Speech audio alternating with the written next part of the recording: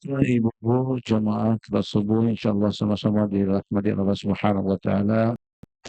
Mudah-mudahan cara kita pada pagi hari ini berkah ini dengan sama-sama membaca lafaz al-basmalah.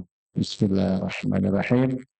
Untuk acara selanjutnya ialah tausiah subuh yang insyaallah pada kesempatan pada subuh hari ini akan disampaikan oleh Fadilatul Ustaz Haji Abdurrahman Yusa RC. Kepada beliau kami persilakan.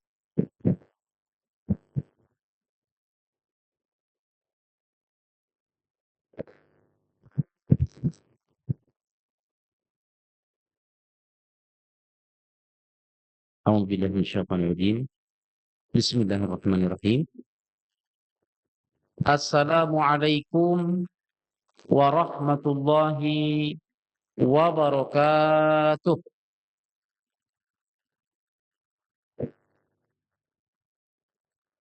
Alhamdulillahi rabbil alamin. Wassalatu wassalamu ala khairil anbiya'i wal mursalin wa ala alihi wa sahbihi wa dhurriyyatihi ajma'in. Qala Allah Ta'ala fi kitabihil karim, ya ayyuhalladzina amanu taqullaha haqqa tuqatih wa la tamutunna illa wa antum muslimun. Bapak-bapak, ibu-ibu, jamaah salat subuh yang mudah-mudahan dimuliakan Allah.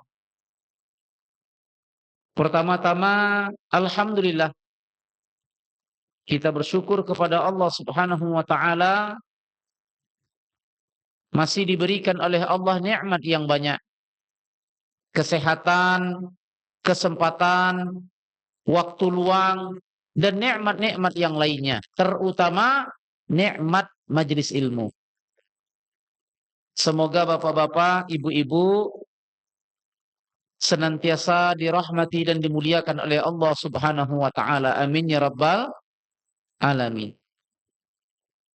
Kemudian salawat dan salam semoga Allah limpahkan kepada Nabi kita yang mulia Muhammad sallallahu alaihi wasallam. Allahumma salli ala Muhammad wa ala ali Muhammad. Yang mudah-mudahan dirahmati dan dimuliakan oleh Allah Subhanahu wa taala. Ini amama, alim ulama, para senior, bapak-bapak, ibu-ibu, bunda kandung, jamaah salat subuh yang mudah-mudahan dimuliakan Allah. Mengawali kajian perdana kita ini, bapak-bapak dan ibu-ibu, kita mohon izin untuk menyampaikan muqaddimah terkait belajar ilmu agama, keutamaan dan anjurannya dari Al-Quran dan hadis Nabi kita sallallahu alaihi wasallam.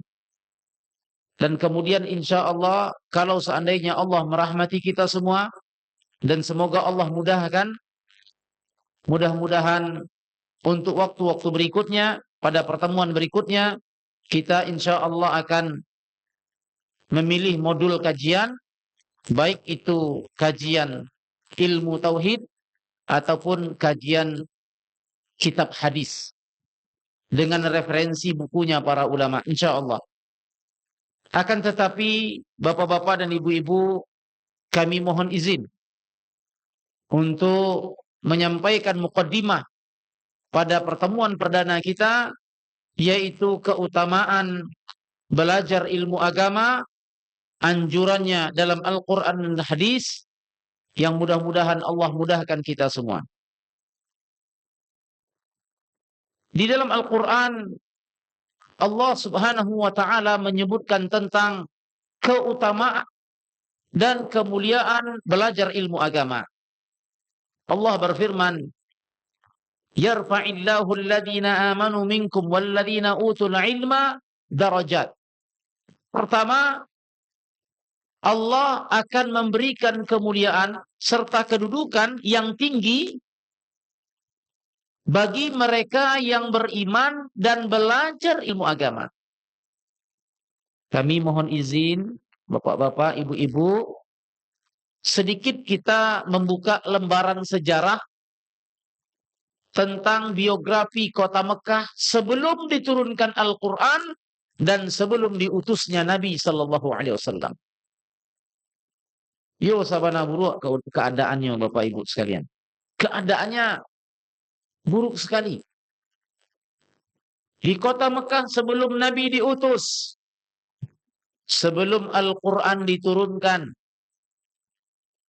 orang berperilaku seperti hewan. Pertama, Bapak Ibu sekalian, di kota Mekah terdapat 360 patung-patung yang disembah. Tepatnya di dalam Ka'bah dan sekitarnya. Ini bapak-bapak, ibu-ibu, keadaan yang sangat miris sekali. Terjadi sesembahan terhadap patung di kota Mekah. Sebelum diturunkan Al-Quran dan sebelum diutus Nabi. Asabauno. Sabauno ilmu walun diturunkan. Sebabnya ilmu belum diturunkan. Masyarakat ketika itu masih jahil. Belum kenal dengan Allah. Belum kenal dengan Rasul Sallallahu Alaihi Wasallam. Sehingga mereka belum kenal dengan ilmu. Bayangkan Bapak Ibu.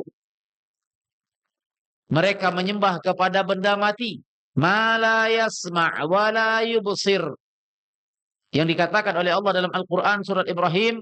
Nabi Ibrahim berkata kepada bapaknya, Ya abati, lima ta'bud ma la yasma' wa la yubsir wa la yughni anka syai'a. Wahai ayahku, kenapa engkau menyembah kepada sesuatu benda mati? Tidak bisa melihat, tidak bisa mendengar, dan tidak bisa memberikan pertolongan. Ini keadaan kota Mekah sebelum turunnya ilmu Al-Quran dan sebelum diutusnya Nabi Muhammad Sallallahu Alaihi Wasallam. Orang nyembah batu, Pak. Orang nyembah patung. Wal'iyadu billah. Kemudian yang kedua, keadaan di kota Mekah sebelum tersentuh dengan ilmu Al-Quran. Sebelum Allah berikan kepada mereka keutamaan dan kemuliaan. Bapak-bapak, ibu-ibu, tidak ada arti pernikahan di kota Mekah. Kurang sekanak-kanaknya di kota Mekah. Sampai diceritakan perempuan seperti hewan ketika itu, Bapak Ibu. Ketika ilmu belum diturunkan, Al-Quran belum diutus, perempuan seperti hewan. Kok teragaknya dipakainya, kok tidak teragaknya dicampaknya. Nah, itu. Perempuan itu seperti hewan. Kapan diinginkan, dipakainya. Kapan tidak diinginkan, dibuangnya. Subhanallah. Tapi lihat Bapak Ibu, setelah Allah turunkan Al-Quran, setelah diutusnya Nabi, apa yang disabdakan oleh Nabi SAW? Istahlaltum furujahunna, bismillah. Kalian halalkan farji ataupun kemaluan perempuan itu dengan nama Allah. Melalui akad yang suci. Tidak sembarangan dong. Tapi sebelum Al-Quran diturunkan, sebelum Nabi diutus, subhanallah. Kemudian terjadi tipu menipu. Fawailul lil mutaffifin. Tercelakalah al-mutaffifin. Siapa mereka? Yang tatkala mereka menimbang, idza talu 'alan nasi yastawfun. Kalau mereka menimbang untuk jual beli, mereka ingin timbangannya itu dipenuhi. Ketika mereka menjadi pembeli, ingin timbangannya dipenuhi. Tapi ketika mereka menjual, yukhsirun. Mereka mengurangi timbangan. Terjadi tipu menipu para jamaah. Maka inilah keadaan yang buruk ketika Al-Quran belum diturunkan dan Nabi belum diutus. Kami mohon izin Bapak Ibu, akan terjadi kondisi yang sama apabila Al-Quran telah diturunkan, Nabi telah diutus, akan tetapi tidak dipelajari dan tidak diamalkan. Maka akan terjadilah kondisi yang sama dengan kota Mekah sebelum Nabi diutus oleh Allah Subhanahu wa taala. Apa yang terjadi? akan terjadilah, akan tersebarlah kejahilan di mana-mana. Makanya Bapak Ibu para jamaah yang mudah-mudahan dirahmati dan dimuliakan oleh Allah, terjadi kesyirikan di mana-mana. Ada orang kan menikahkan anak no, dicari no pawang hujan. Mau kasih supaya hujan itu tidak turun. Kan tidak jaleh kerja bro. Ya kan? Sababnya tidak ngerti. Allah nan menurunkan hujan, Allah nan menahannya. Kecil Allah dalam surah Al-Mulk. Qul in asbaha ma'ukum ghawra faman ya'tikum bima'in ma'in. Kalau Allah menahan hujan, siapa yang akan menurunkannya? Kalau Allah menurunkan hujan, siapa menahannya? Itu karena, mohon izin Bapak Ibu, karena tidak paham ilmu agama. Sehingga ketika dia ingin menikahkan anaknya, dicarinya pawang hujan. Apa tujuannya? Supaya hujan itu ditahan. Supaya tidak turun hujan. Dia tidak paham ilmunya. Allah dalam Al-Quran, Allah sebutkan, wa anzala minas sama'i ma'a. Dan surah Al-Baqarah. Allah yang menurunkan hujan. Kalau Allah turunkan hujan, siapakah yang akan menahannya Bapak Ibu? Dan kalau Allah yang menahan hujan, siapakah pula yang akan menurunkannya? Maka akan terjadilah kondisi yang sama apabila Al-Quran telah diturunkan, Nabi telah diutus, tapi tidak dipelajari dan tidak diamalkan. Bapak-bapak dan ibu-ibu, kami mohon izin, selain daripada keutamaan belajar ilmu agama, ternyata Bapak Ibu, kami mohon maaf, belajar ilmu agama ini, ya kalau belajar ilmu agama mode orang tua, baraja ugamo tikola tuo, lainnya lah caranya lain Bapak Ibu. Tidak sama dengan anak-anak yang masih sekolah. Kalau anak-anak masih sekolah barangkali ya belajar agamanya bisa ke pesantren. Tapi insya Allah majelis ilmu, majelis ta'lim seperti yang kita laksanakan sekarang ini termasuklah bab menuntut ilmu.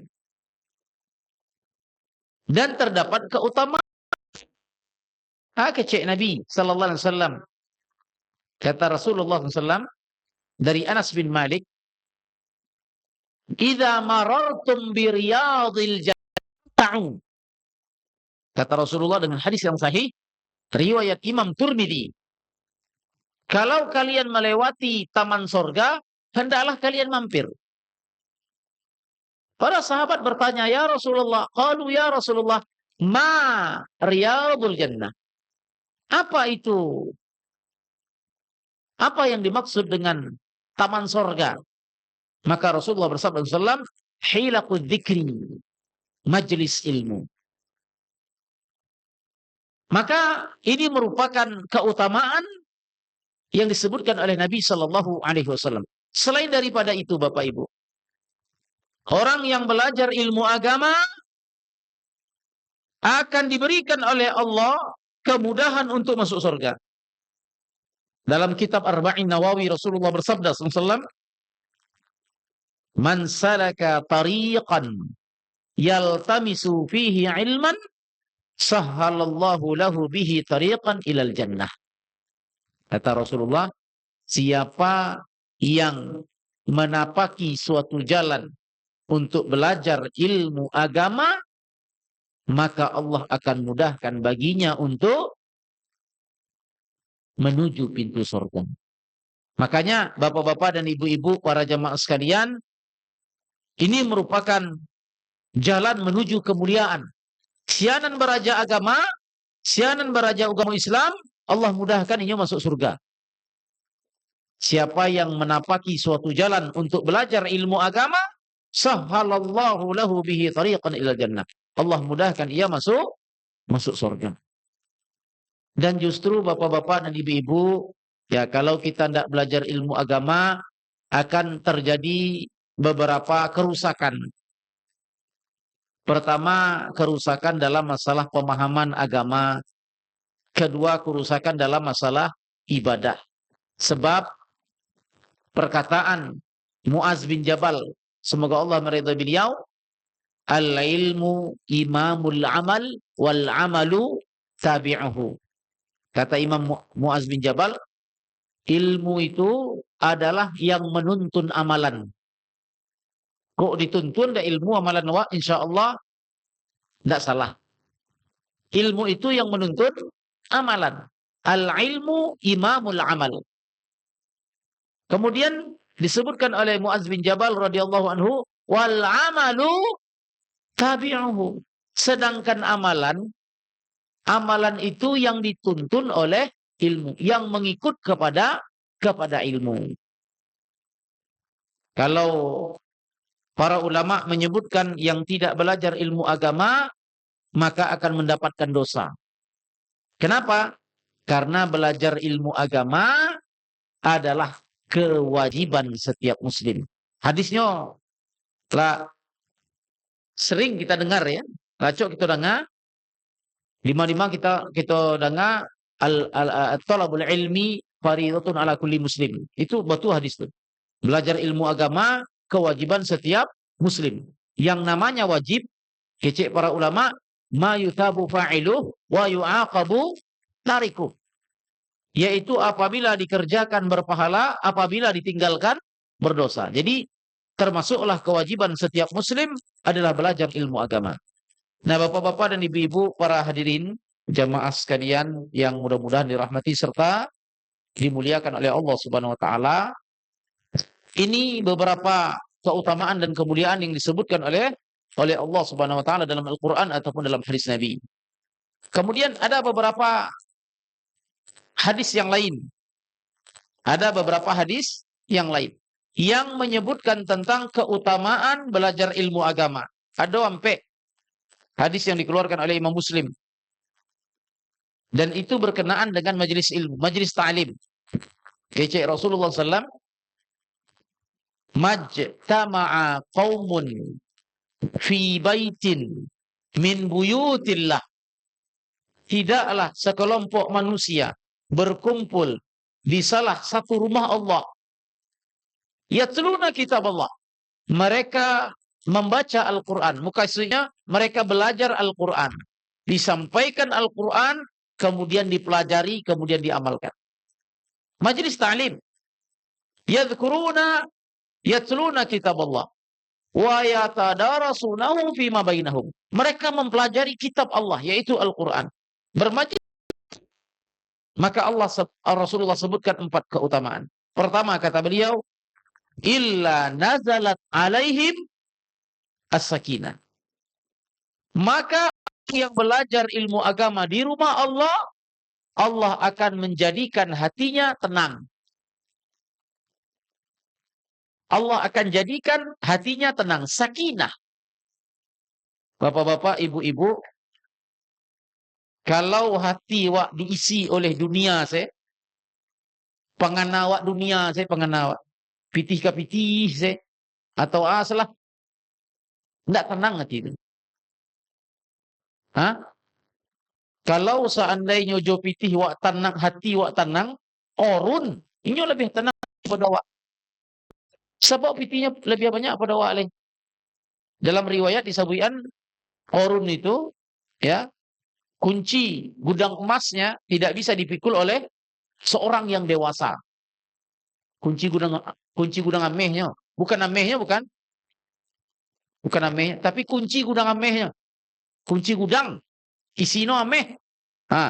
Nggak bisa dipikul oleh seorang yang dewasa. Kalau dunia itu bisa menenangkan hati, Bapak Ibu, Qarun lebih tenang kehidupannya daripada kita semua. Tapi tidak demikian. Maka yang menjadikan hati kita tenang itu diantaranya adalah bermajelis ilmu. Bahwa kita belajar tentang ibadah, kita belajar tentang akhirat, kita mendengarkan ayat-ayat Al-Quran, hadis-hadis Nabi. Kecil Allah dalam Al-Quran. Innamal mu'minuna alladhina idza dzukirallah wajilat qulubuhum wa idza tuliyat alaihim zadathum imana. Kalau awak duduk di masjid mendengar ayat yang disampaikan, anan terjadi hati wak tenang, iman wak bertambah. Wa idza tuliyat alaihim ayatuhu zadathum imana. Kalau dibacakan Al-Qur'an, keimanannya bertambah. Nah, Bapak Ibu para jemaah, ini yang pertama. Kemudian yang kedua kata Nabi SAW, wa ghashiyathumur rahmah. Orang yang belajar ilmu agama, orang yang bermajlis ta'lim, maka Allah akan merahmati mereka semua. Diliputi oleh Allah dengan rahmat. Kami mohon izin Bapak Ibu jamaah sekalian, bahwa betul kata ulama, bahwa kita masuk surga itu dengan rahmat. Hadisnya dari Abu Hurairah. Kata Rasulullah, la yudkhila ahadakum amaluhu al-jannah. Tidak ada salah seorang di antara kalian yang masuk surga karena amalannya, melainkan karena rahmat dan karunia dari Allah. Maka dengan kita bermajelis ilmu, dirahmati oleh Allah, disayang oleh Allah. Apa yang akan terjadi Bapak Ibu? Seorang hamba dicintai oleh Allah, disayang oleh Allah, dirahmati oleh Allah, maka akan mendapatkan segala kebaikan dunia dan segala kebaikan akhirat. Ini yang kedua. Yang ketiga kata Allah, wa hafathumul malaikah. Kata Rasulullah SAW, wa hafathumul malaikah. Orang yang berada di rumah Allah, belajar bermajelis ilmu, maka akan dinaungi oleh para malaikat. Ya wak ndak mencari ada. Ndak tercali ada wak, ndak nampak ada wak ada malaikat tu. Tapi wak yakin, sebab disebutkan di Rasulullah SAW. Kecik Rasulullah, wa hafathumul malaikah. Memang kita tidak melihat malaikat itu ada di antara kita, Bapak Ibu. Tidak terlihat oleh kita mana malaikat itu. Tapi kita yakin ada malaikat yang menaungi kita sekarang ini. Dari mana kita tahu? Dari hadis Nabi. Wa hafathumul malaikah. Dinaungi oleh para malaikat. Ada amalan lain, Bu. Ada amalan lain yang malaikat itu menaungi kita. Apa di antaranya? Salat subuh berjamaah tadi. Salat subuh berjamaah tadi itu termasuk malaikat menaungi kita. Itu disebutkan oleh Allah dalam surat Al-Isra 78. Wa Qur'anal fajri, inna Qur'anal fajri kana mashhuda. Kerjakan salat subuh karena salat subuh adalah ibadah yang disaksikan oleh para malaikat. Termasuklah bermajelis ilmu. Wa hafathumul malaikah. Ini bapak-bapak dan ibu-ibu para jamaah sekalian yang mudah-mudahan dirahmati dan dimuliakan oleh Allah Subhanahu wa taala. Kemudian yang keempat, keutamaan duduk di majelis ilmu, di musaji, mendengarkan tausiah. Keutamaan kecik Rasulullah, wa dzakarahumullahu fi man indah. Bahwa Allah akan menyebutkan nama kita satu persatu di hadapan para malaikat. Kami mohon izin Bapak Ibu, mungkin ada yang bertanya, Pak Ustadz, apa gunanya nama kita disebut oleh Allah di hadapan para malaikat? Ada hadis yang diriwayatkan oleh Azib bin Barra. Ruh orang yang beriman dan ruh orang kafir, Bapak Ibu, diceritakan oleh Rasulullah dalam hadis Azib bin Barra, akan dibawa oleh malaikat ke langit ketujuh. Lapisan langit yang ketujuh. Maka ruh orang yang beriman, kata Rasulullah sallallahu alaihi wasallam dalam hadis yang sahih, Azib bin Barra, akan melewati pintu-pintu langit yang dijaga oleh malaikat. Allah sebutkan dalam surat An-Naba, fakanat abwaba. Setiap langit itu, lapisan langit itu ada pintu-pintunya. Setiap pintu itu ada penjaganya, yaitu para malaikat. Ruh orang kafir, Bapak Ibu, lapisan langit yang pertama, oleh Rasulullah beliau sebutkan, ketika sampai lapisan yang pertama, sudah tertolak, pintu langit terkunci, dan dibuang ke bumi. Tidak sampai ke langit. Makanya ada doa hadis Nabi, Nabi berdoa ketika akan meninggal dunia, Allahumma rafiqul a'la. Ya Allah, sampaikan hamba ke tempat yang paling tinggi, maksudnya sorga, melalui pintu-pintu langit. Maka ruh orang yang kafir mereka terbuang, tidak sampai ke langit ketujuh. Adapun ruh orang yang beriman pada lapisan yang pertama, Bapak Ibu, kalau lagi kenal Bapak-bapak Ibu-ibu, ada namanya Ustadz Armen Halim Naro LC, lah meninggalnya. Meninggal tahun 2007. Beliau itu ulama Minang, mukim tinggal di Riau. Ulama Minang tinggal di Riau, dan beliau tuh kuliahnya di Madinah. Kau buka di YouTube ada Ustadz Halim Naro LC. Ustadz Armen Halim Naro LC. Kepanjangannya Ustadz Armen Halim Naro LC. Nah, beliau sabuian. Ustadz Armen tuh, beliau sabuian. Keceknya.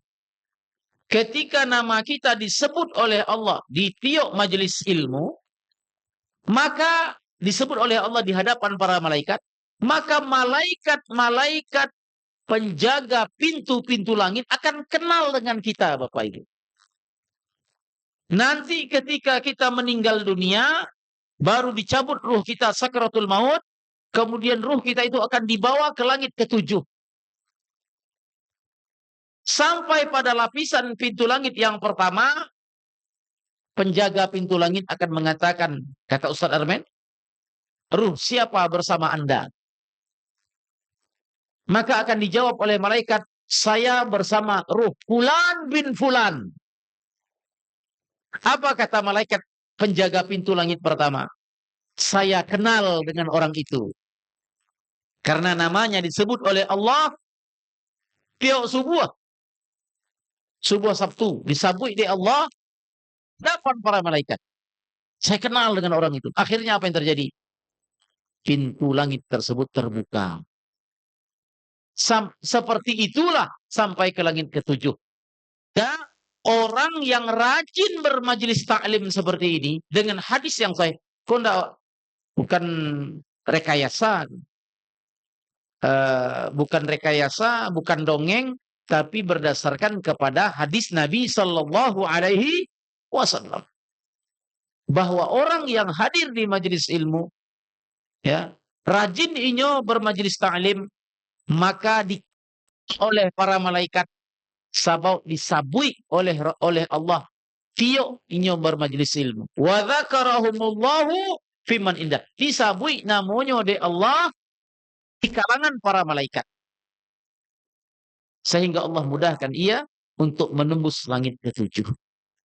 Nah, bapak-bapak dan ibu-ibu, barangkali inilah sebagai mukaddimah yang bisa kami sampaikan. Mudah-mudahan pertemuan berikutnya nanti kita bisa membuat modul kajian berupa ilmu hadis dengan kitab pilihan 42 hadis yang sahih yang ditulis oleh Imam Nawawi. Semoga Allah merahmati beliau sebagai mujahadah kita, kesungguhan kita dalam belajar ilmu agama.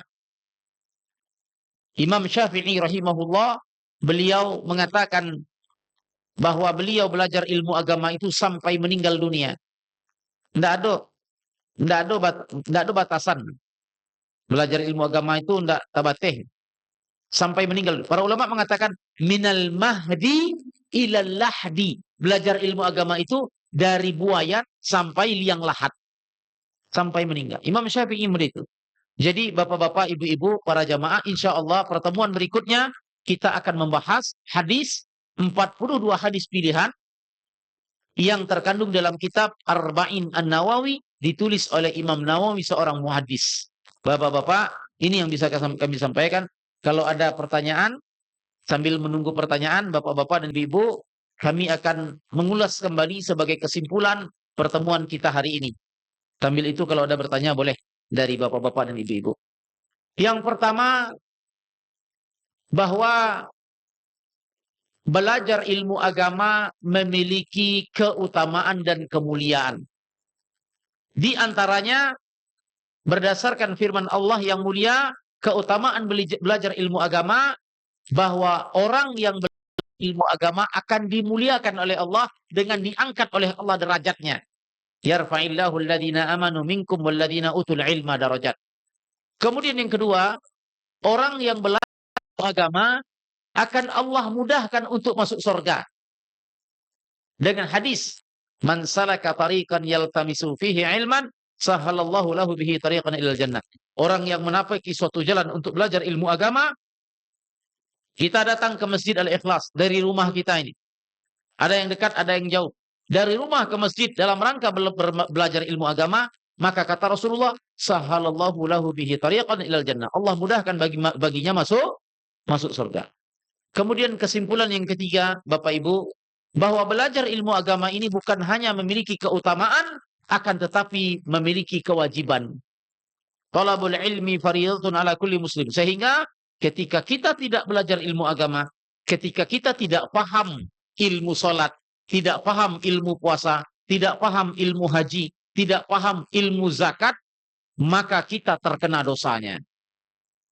Kemudian yang terakhir, Bapak Ibu, disebutkan oleh Nabi dalam hadis yang diriwayatkan oleh Imam Bukhari dan juga Muslim, 4 keutamaan belajar ilmu agama. Pertama, Allah tenangkan hatinya. Yang kedua, Allah rahmati mereka. Dan yang ketiga, Allah naungi mereka dengan para malaikat. Serta yang keempat, Allah sebutkan nama mereka satu persatu di hadapan para malaikat. Ini saja yang bisa kami sampaikan. Semoga yang kami sampaikan bisa bermanfaat bagi ibu-ibu, terutama kepada alim ulama, niniak mama yang mudah-mudahan dimuliakan Allah, tanpa mengurangi rasa hormat kami kepada niniak mama. Bukan muka suiati untuk mengajarkan, tetapi iko dalam rangka mengamalkan firman Allah, wa tawasau bil haq wa tawasau bis sabr. Kalau ada nan salah tolong lurihan, kok tak lebih kata tolong kurangkan. Kok kurang kata-kata no, kurang ilmu no tolong tambahkan. Wak samu beraja, samu maingian. Jadi mohon maaf Bapak Ibu, para jamaah, mudah-mudahan berkenan. Terima kasih atas segala perhatiannya dan mohon maaf atas segala kekurangannya. Subhanakallahumma bihamdika asyhadu an la ilaha illa anta astaghfiruka wa atubu ilaik. Wa sallallahu ala hadan nabiyil karim wa ala alihi wa sahbihi wa sallam. Wa akhiru da'wana anil hamdulillahi rabbil alamin. Wassalamu alaikum warahmatullahi wabarakatuh. Bapak, ibu-ibu, jemaah subuh insyaallah dirahmati Allah Subhanahu wa taala. Ada pertanyaan Bapak Ibu? Monggo silakan dari ya, ada pertanyaan?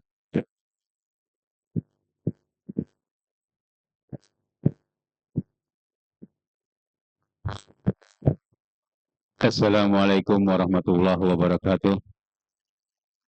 Ini Ustaz sedikit pertanyaan. Dalam majelis dimuliakan oleh Allah, dihadiri oleh malaikat, dalam masjid tadi Ustaz katakan. Kalau majelis-majelis yang di rumah itu bagaimana gajinya? Pertama. Yang kedua, sekarang memang banyak juga majelis-majelis diadakan di rumah-rumah. Tapi, nah ada tapinya, ketika diajak ke masjid, yang hadir rajin di majelis-majelis di rumah-rumah itu enggan langkahnya ke masjid. Itu bagaimana pula gajinya? Demikian, tidak banyak. Assalamualaikum warahmatullahi wabarakatuh. Waalaikumsalam. Assalamualaikum warahmatullahi wabarakatuh. Waalaikumsalam warahmatullahi wabarakatuh. Saya bertanya singkat aja, Pak Ustadz, tentang tawasul dalam berdoa, tawasul. Jangan salah, yang sampai kita keliru. Gitu. Terima kasih Pak Ustadz. Assalamualaikum warahmatullahi wabarakatuh. Ya, jazakumullah khair. Okey lain.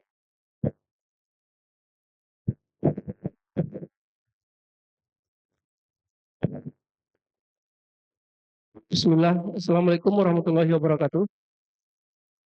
Ustadz izin bertanya Ustadz mengenai hadis tentang sunat fajar Ustadz. Anda pernah dengar, cuman Anda masih ragu untuk mempraktekannya.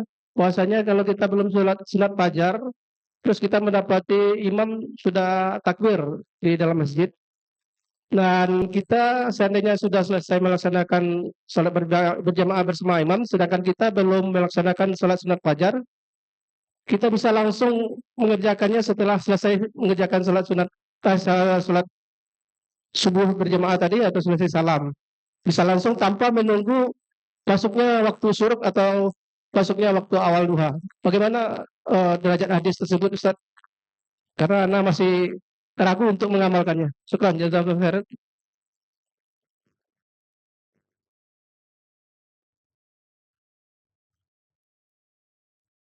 Jazakumullah khairan. Terima kasih kepada bapak-bapak yang mudah-mudahan dimuliakan oleh Allah yang telah mengajukan beberapa pertanyaan. Jadi ada 3 penanya dan 3 pertanyaan. Kami ucapkan jazakumullah khairan, terima kasih. Ini bentuk partisipasi kita dalam majelis ilmu. Semoga semua kita dirahmati oleh Allah. Pertanyaan yang pertama, Bapak Ibu sekalian, majelis ilmu di rumah, apakah memiliki keutamaan? Jawabannya Bapak Ibu, ada keutamaan yang diraih, tapi ada juga keutamaan yang luput. Bermajelis ilmu di rumah, ada keutamaan yang diraih, tapi ada juga keutamaan yang luput. Keutamaan yang diraih adalah mendapatkan ilmu. Rasulullah SAW bersabda, innamal ilmu bitta'allum. Sesungguhnya ilmu itu diraih dengan belajar. Jadi kalau kita belajar ilmu agama di rumah, dapat aja ilmunya. Karena ilmu agama itu mulia. Dapat aja ilmunya. Tapi dia akan mendapatkan juga ilmu tersebut, tetapi ada keutamaan yang luput darinya. Apa itu? Keutamaan yang kita sebutkan tadi. Pertama, tenang hatinya. Kedua, dirahmati Allah. Ketiga, diliputi oleh malaikat. Keempat, disebut oleh Allah namanya satu persatu di hadapan para malaikat. Kenapa 4 keutamaan ini tidak mereka dapatkan? Karena Nabi mengikat syarat untuk mendapatkan 4 keutamaan itu dengan majelis ta'limnya fi baitin min buyutillah. Kata Rasulullah, majtama'a qaumun fi baitin min buyutillah.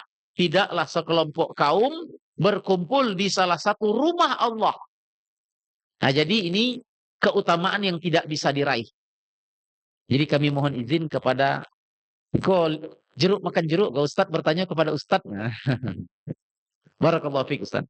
Jadi seperti itu kurang lebih. Intinya tidak terlarang untuk bermajelis ilmu di rumah. Tidak terlarang. Cuma memang ada keutamaan yang bisa kita tidak dapatkan.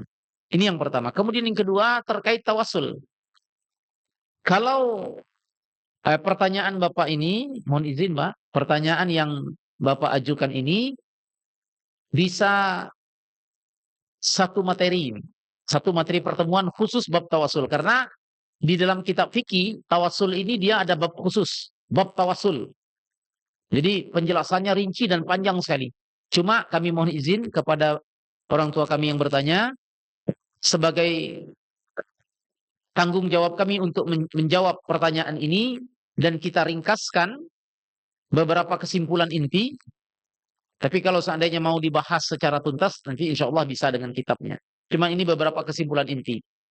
Yang pertama dalam kitab Tauhid, bab tawasul. Tawasul itu ada 2 macam. Ada tawasul yang dianjurkan oleh syariat. Kemudian yang kedua ada tawasul yang diharamkan oleh Allah dan bahkan jatuh kepada kesyirikan. Seperti tawasulnya orang-orang kufar zaman dulu. Beberapa bentuk ataupun beberapa contoh tawasul yang dianjurkan dalam agama. Pertama, berdoa kepada Allah, bertawasul dengan nama-nama Allah yang mulia. Asmaul Husna. Ini disebut oleh Allah dalam surat Al-A'raf. Allah berfirman, walillahi asmaul husna fad'uuhu biha. Allah memiliki asmaul husna, nama yang mulia. Maka hendaklah kalian berdoa kepada Allah melalui nama-nama tersebut. Itu. Aisyah radhiyallahu anha, beliau menyebutkan Rasulullah kalau berdoa tawassulnya dengan nama Allah dan Karim. Makanya ada banyak kita baca doa kan, Allahumma ghfirli, Allahumma hdini fi man hadait, Allahumma rzuqni, Allahumma. Itu nama Allah tuh. Jadi Rasulullah bertawassul dengan nama Allah untuk berdoa. Dan itu disebutkan di Allah dalam surah Al-A'raf. Walillahi asma'ul husna fad'uhu biha. Berdoalah kepada Allah dengan nama-nama Allah yang mulia. Itu yang pertama. Kemudian yang kedua, dianjurkan oleh Rasul sallallahu alaihi wasallam, oleh agama kita, bertawassul kepada Allah dengan doa, bertawassul dengan amal-amal soleh. Dengan amalan saleh. Dalilnya dalam kitab Riyadhus Shalihin. Bab kathratu turuq ilal khair. Hadis yang datangnya dari Abu Hurairah dan dikeluarkan oleh Imam Bukhari dan Muslim. Rasulullah bercerita tentang kisah 3 orang di masa sebelum para sahabat yang terkurung di dalam gua. Rasulullah menceritakan mereka terkurung di dalam gua karena berteduh dari hujan. Tiba-tiba jatuhlah batu yang sangat besar menutup mulut gua sehingga mereka terkunci. Tidak ada yang bisa menyelamatkan mereka kecuali Allah. Sehingga 3 orang ini berdoa kepada Allah dengan tawasul amal saleh. Yang pertama, berdoa kepada Allah dengan mengandalkan baktinya kepada kedua orang tua. Ya Allah, dulu hamba memiliki orang tua dan hamba berbakti kepada keduanya. Kalau itu ikhlas kepada Engkau ya Allah, maka selamatkan kami. Rasulullah bersabda SAW, bergeserlah batu itu, tetapi mereka belum bisa keluar. Kemudian maju orang yang kedua berdoa kepada Allah, ya Allah, dulu hamba memiliki seorang sepupu perempuan yang cantik. Dia datang kepada hamba, meminta uang. Kemudian hamba berikan uang, tetapi dengan syarat, yaitu dengan melakukan perbuatan zina. Hampir terjadi ketika hamba berada di antara kedua selangkangannya. Lalu hamba merasa takut kepada Engkau ya Allah. Lalu hamba tinggalkan. Maka kalau seandainya itu ikhlas karena Engkau ya Allah, selamatkan kami. Rasulullah menyebutkan batu itu bergeser dari mulut gua, tapi mereka belum bisa keluar. Lalu orang yang ketiga berdoa kepada ya Allah, hamba dulu punya pekerja dan hamba gaji mereka. Ada 1 orang yang belum mendapatkan gaji. Beliau lama meninggalkan pekerjaan, tetapi hamba tunaikan gajinya. Maka kalau seandainya itu ikhlas karena Engkau ya Allah, selamatkan kami. Lalu Rasulullah menyebutkan batu itu bergeser dari mulut gua sehingga mereka bisa keluar. Hadis ini Bapak Ibu dalam kitab Riyadhus Shalihin. Buku seorang muhaddis Imam Nawawi dan disyarah oleh Syekh Muhammad Shalih Al-Utsaimin rahimahullahu taala. Dalil bahwa ketika kita berdoa boleh bertawassul dengan amal soleh. Ya Allah, dulu hamba naik haji ya Allah, tahun sekian.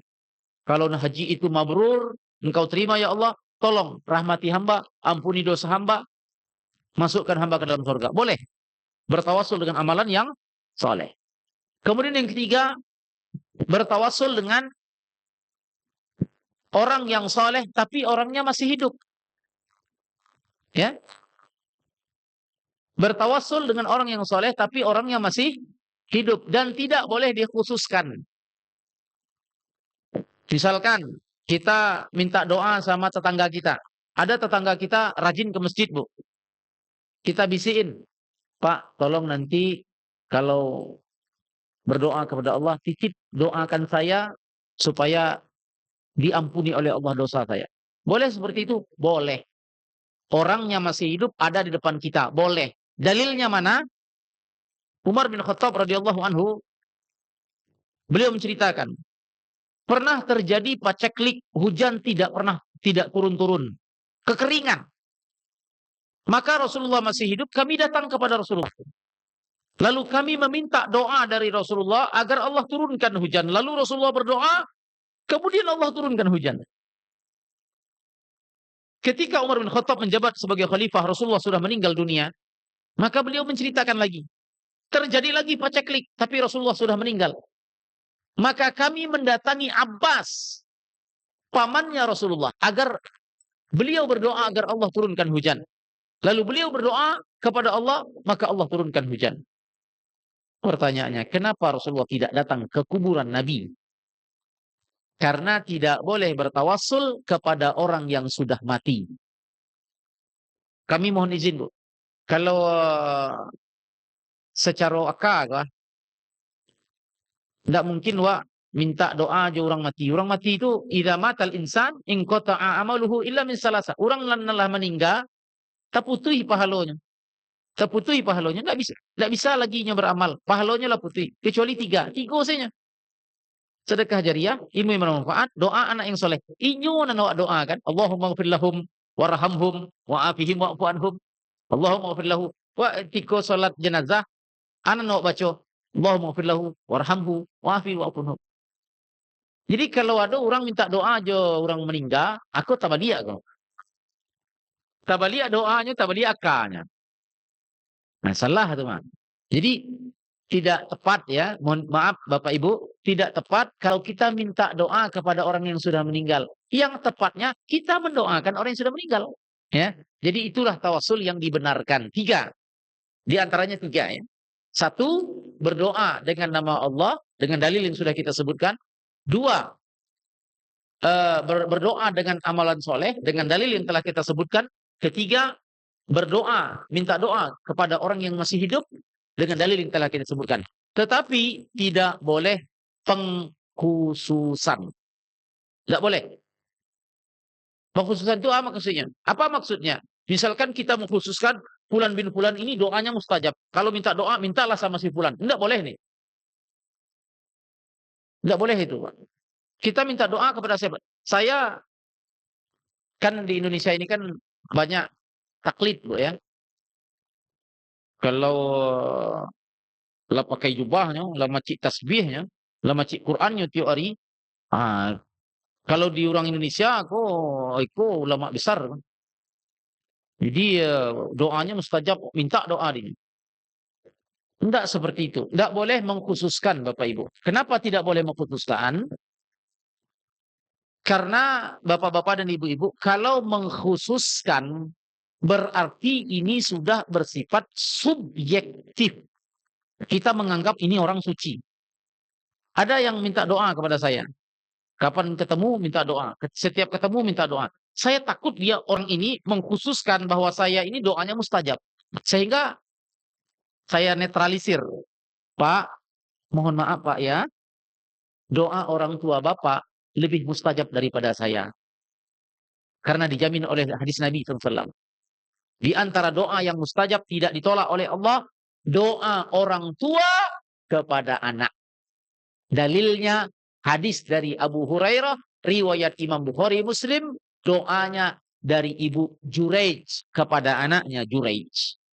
Mustajab di sisi Allah. Jadi tidak boleh pengkhususan. Terakhir, barangkali karena waktu, sebagai penutup, dalil kita mengqadha salat sunat fajar yang ketinggalan karena masbuk. Ada beberapa ya, tapi ini yang disebutkan oleh Nabi SAW.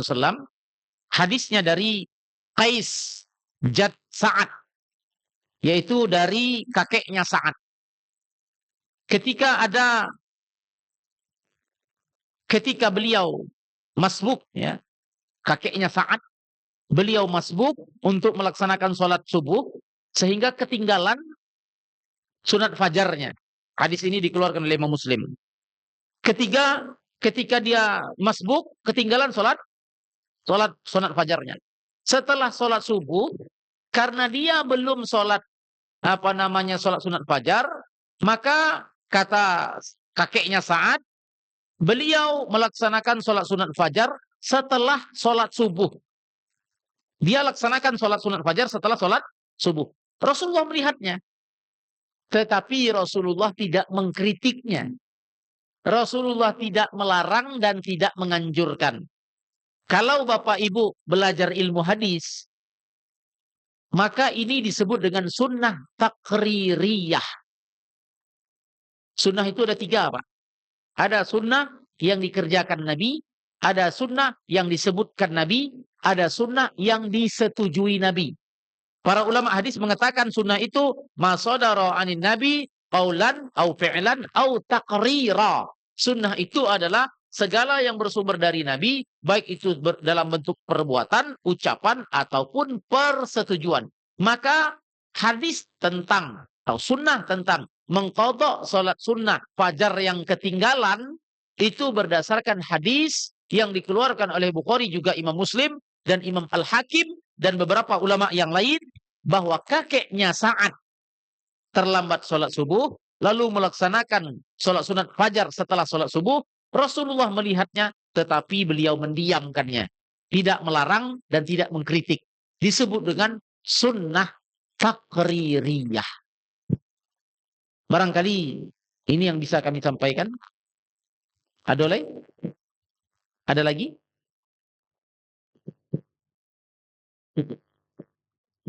Terima kasih Ustaz. Ada yang mau bertanya terakhir? Ibu-ibu, ada yang mau bertanya, Bu? Belum? Cukup kayaknya Ustaz. Ya, jazakumullah khairan. Kepada Bapak Ibu, kami mohon maaf, bukan mukasi untuk mengajarkan, bukan niat untuk mengajarkan, tetapi kita hanya saling mengingatkan. Jazakumullah khairan. Kita tutup doa dengan kafaratul majlis. Subhanakallahumma bihamdika asyhadu an la ilaha illa anta astaghfiruka wa atubu ilaik. Wa sallallahu ala hadzal nabiyil karim wa ala alihi wasallam. Wa akhiru da'wana anil hamdulillahirabbil alamin. Mudah-mudahan ibu-ibu istiqomah, bapak-bapak. 2 pekan mendatang, pertemuan berikutnya kita akan mengkaji kitab. Nama kitabnya Al-Arba'in An-Nawawi. 42 hadis pilihan dasar dalam agama Islam. Assalamualaikum warahmatullahi wabarakatuh. Waalaikumsalam warahmatullahi wabarakatuh. Jazakallahu khair wa jazaa Ustaz. Mengucapkan terima kasih kepada Ustaz Haji Abdurrahman Yusuf LC yang pada pagi hari ini telah menyampaikan kajian BMKM Sumsel. Mudah-mudahan Allah Subhanahu wa taala memberikan berkahnya kepada kita. Lalu lagi kita tutup acara kita pada pagi hari ini dengan sama-sama membaca Alhamdulillahirabbil alamin. Subhanallah wa bihamdika asyhadu an la ilaha illa anta astaghfiruka wa atubu ilaik. Wabillahi taufiq wal hidayah. Wassalamualaikum warahmatullahi wabarakatuh.